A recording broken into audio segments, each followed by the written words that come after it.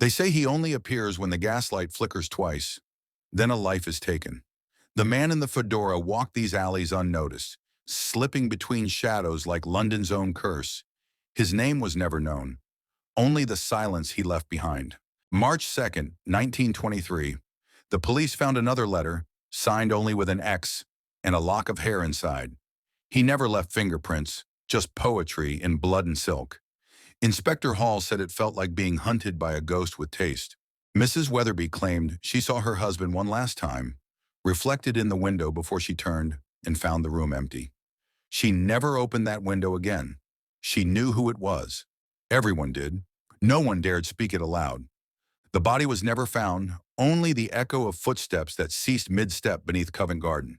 They said the lantern was left swaying for hours, untouched. One of the workers swore he saw a pair of gleaming shoes standing just beyond the light. Then nothing. Every Friday at exactly midnight, a black carriage waited at Holborn Cross.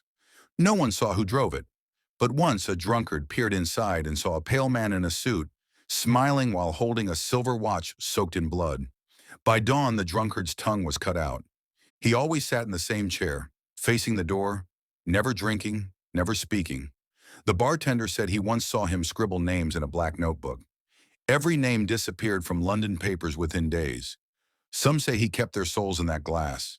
When they opened the old Beckett house, they found nothing but silence and the smell of rust.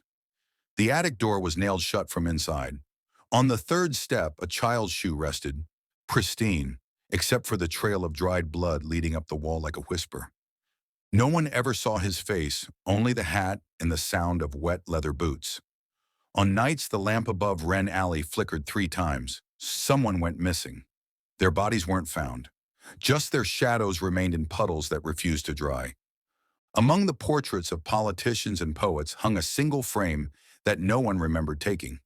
The man in it wore no expression, no signature pose. Yet his eyes followed you wherever you stood. The owner swore he never came in, but every week the photo aged.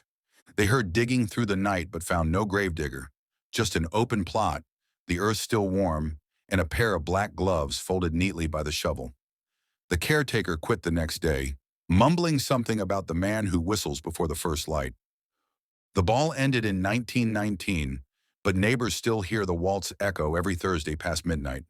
When they entered the abandoned hall, the gramophone spun, playing a song long out of print.